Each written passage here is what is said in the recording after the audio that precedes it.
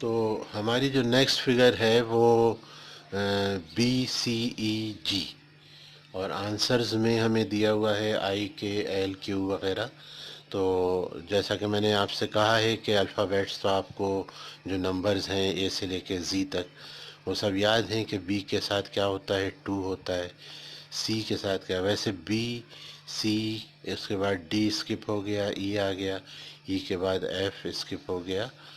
और अगर हम इस तरह सोचते कि बी और सी के दरमियान कोई अल्फ़ाबेट स्किप नहीं हो रहा, लेकिन सी और ई के दरमियान एक अल्फ़ाबेट्स डी जो है वो स्किप हो रहा है, तो नेक्स्ट में अगर ये तरतीब चला रहे होते तो नेक्स्ट में फिर दो अल्फ़ाबेट्स जो हैं बीच में स्किप होना चाहिए थे, कि ई के बाद एफ़ और जी स्किप होते और एच आ जाता, लेकिन ऐसा नहीं है। तो हमें कुछ और सोचना पड़ेगा।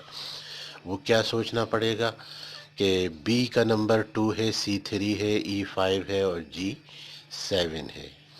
तो इन नंबरों से आपका जहन किस तरफ जाता है कि ये अल्फ़ाबेट्स जो लिखे गए हैं वो किन ख़ास नंबरों पर लिखे गए हैं और इसका आंसर क्या आएगा। अच्छा, B2 है, C3 है, E5 है और G7 है। तो ये सारे के सारे प्राइम नंबर्स हैं। ठीक है, प्राइम नंबर्स की सीरीज़ जो होती है वो 2 से स्टार्ट होती है। पहला इवन नंबर है, बाकी सारे के सारे इसमें ऑड नंबर्स आते हैं। तो 2 3 5 7, और 7 के बाद अचानक जब स्टूडेंट से पूछो तो फ़ौरन 9 बता देते हैं। 9 ऑड नंबर है, प्राइम नंबर नहीं है 9। अच्छा, प्राइम नंबर कौन से होते हैं? वो नंबर्स जो अपने आप से पूरे पूरे डिवाइड हो जाते हैं या 1 से डिवाइड हो जाते हैं। 9 जो है वो 3 से भी डिवाइड हो जाता है। और इधर BCEG जो लिखे हुए हैं ये सिर्फ अपने आप से पूरे पूरे डिवाइड होते हैं। लिहाजा 2 3 5 7 आपके प्राइम नंबर्स हैं।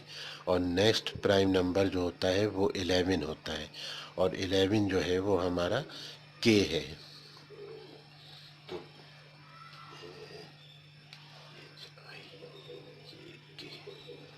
तो K जो है हमारा आंसर है, K हमारा आंसर है। नेक्स्ट फिगर बहुत ही इंटरेस्टिंग है, बहुत मज़े की है। इसमें एक हेक्सागोन दिया हुआ है, 6 साइडेड फिगर है हेक्सागोन, और उसके अंदर 4 लिखा हुआ है। एक ट्रायंगल दी हुई है नेक्स्ट फिगर में, उसमें 1 लिखा है, और एक पेंटागन है जिसमें 3 लिखा है, और एक स्क्वायर है जिसमें 2 लिखा हुआ है। अगर हम जंपिंग में जाएं तो हेक्सागोन के बाद जो है वो पेंटागन यानी कि नंबर ऑफ लाइंस जो है वो डिक्रीज़ कर रही हैं बाय 1, और जो नंबर लिखे हैं 4 के बाद 3 वो भी 1। तो आंसर में हमें क्या मिलना चाहिए था? एक स्क्वायर यानी 4 साइडेड फिगर होती और उसमें 2 लिखा हुआ होता, लेकिन यहाँ जो 2 लिखा हुआ है वो दो लाइनों के साथ लिखा हुआ है, दो स्ट्रेट लाइंस हैं पैरेलल, और उसके बीच में 2 लिखा है। तो आंसर में हमारा स्क्वायर नहीं दिया हुआ है, ना उसमें 2 लिखा है। अच्छा, फिर क्या है कि फिर ये है कि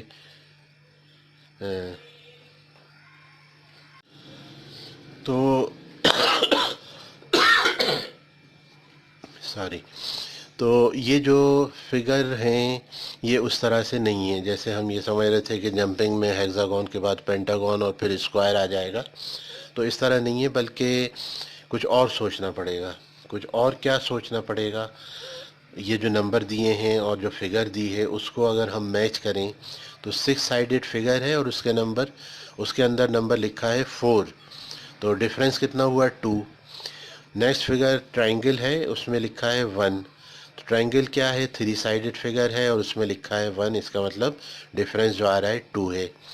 फिर उसके बाद नेक्स्ट फिगर है पेंटागन, 5 साइडेड फिगर है और उसमें लिखा है 3, तो डिफरेंस कितना आ रहा है? 2।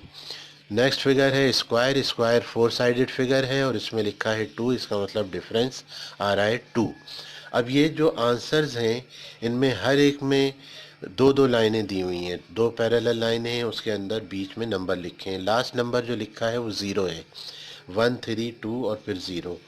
तो हमारा जो डिफरेंस नंबर ऑफ लाइंस और जो नंबर बीच में दिए हैं उनके बीच में जो डिफरेंस मुस्तकिल तौर पर यहाँ चारों फिगर्स में आता रहा है वो 2 है। तो हमारा जो रिक्वायर्ड आंसर है वो डी है।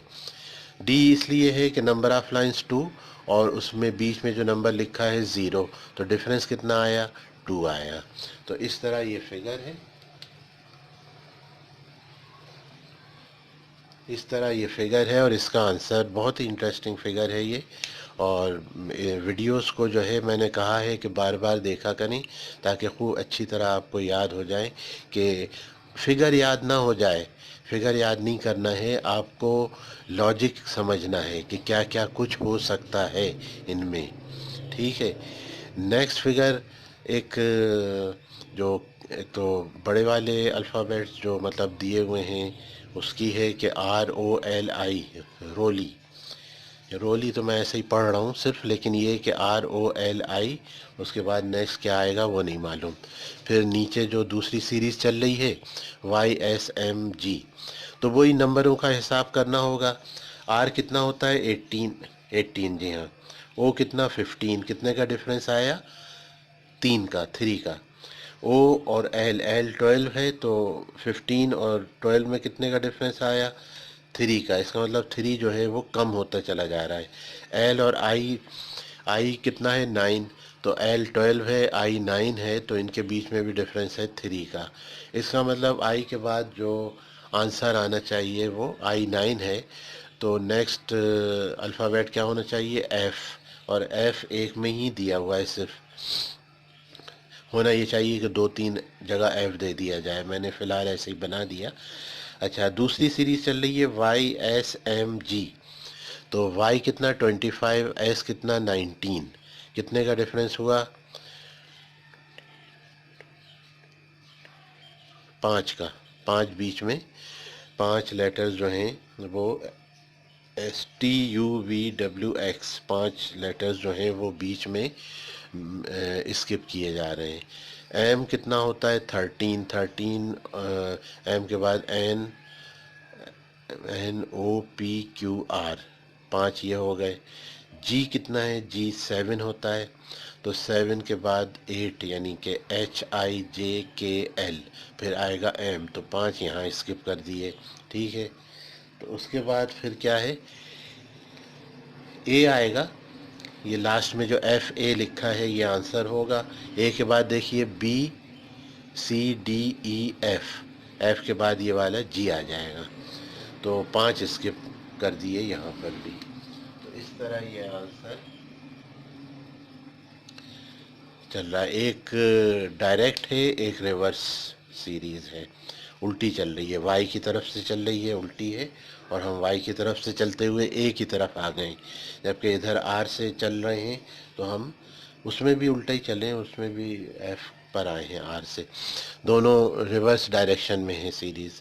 अच्छा, लास्ट जो इसकी है वो है AZBYCXDW, ये तो बहुत आसान है, एक पहला अल्फ़ाबेट और एक लास्ट अल्फ़ाबेट मिला दिया है, फिर सेकंड वाला और सेकंड लास्ट वाला, फिर थर्ड वाला, फिर थर्ड लास्ट वाला, इस तरह से AZBYCX और DW के बाद EV, देखिए ABCDE ये आ गया, और उसके बाद VWXYZ, तो ये हमारा रिक्वायर्ड आंसर है। ठीक है। तो इस वीडियो को मैं यहीं पर कंप्लीट करता हूँ, और इसके बाद नेक्स्ट वीडियो में इंशाल्लाह आपसे मुलाकात होगी। अपना बहुत ख्याल रखिएगा, सब्सक्राइब कीजिएगा, इन वीडियोस को बार बार देखा करें, मैंने कहा है, ताकि आपके हर किस्म की लॉजिक अच्छी तरह समझ में आ जाए। इजाज़त दीजिए, अल्लाह हाफिज़, अस्सलाम वालेकुम।